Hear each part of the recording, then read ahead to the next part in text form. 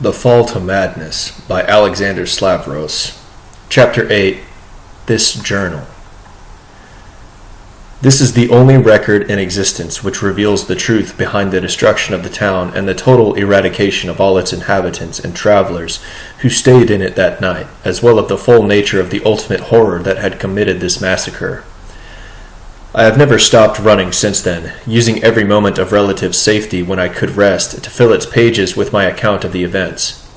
I traveled between settlements, other towns, and a couple of big cities, where I heard news about the mysterious and terrible massacre that befell that town, leaving no survivors and no clues as to what have happened.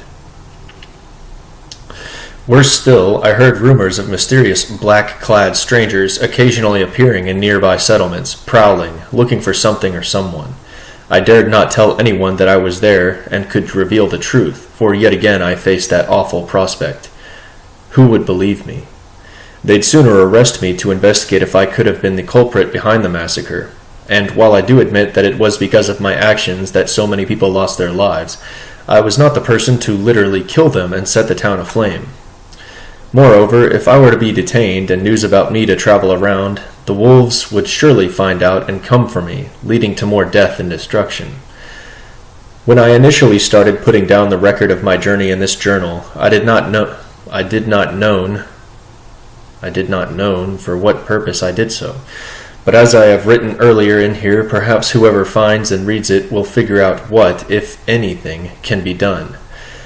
The reason I chose to write it all down in the old language I learned at my university was not only so I could keep on writing this record privately while in plain sight, without fear of anyone looking over my shoulder and realizing that I may be a survivor of the massacre, but also because I feared the possibility that any regular person would think this to either be some crazed ramblings or a work of fiction inspired by the massacre.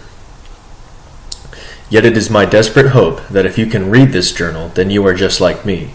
Someone who shares a common interest with me, a common pursuit, in which case you might be more inclined to believe me. That sound keeps haunting me still. Only when I busy myself writing in this journal does it subside and leave me be. Thus I had taken to write in it every night before going to sleep, as the sound would otherwise keep me awake, driving me to the brink of sanity. In fact, now that I am coming to the end of my record, I fear what may happen after I hide the journal. I will most certainly finally succumb to madness, unless the wolves finally catch up with me. I do not know which fate may in fact be worse, but once I have stashed this, I will keep on running, from both them and that sound, until my last dying breath. Hopefully when you discover this journal, it won't be next to the place of my demise, with the wolves possibly still near it, or near the spot where my sanity had finally been broken, in which case I may very well become dangerous. Hopefully you heeded the warning I provided at the start of my account, not to linger wherever it was where you had discovered my journal. The following will most likely be my final entry on these pages, as I want to mention what little else was left unsaid. Afterwards I will succumb to sleep, and attempt to find a hiding place for this in the morning. As I wrote this, I kept rewinding certain events in my mind and analyzing what had happened, what was revealed to me, and what had been said. The old language in which I am writing this turned out to have more secrets than even we today are aware of. That much has been revealed by the host, yet some words that I had heard could very well have been of the dead tongue of the tome. I will never discover the truth behind these words, though it is my sincere hope that you may succeed in my stead.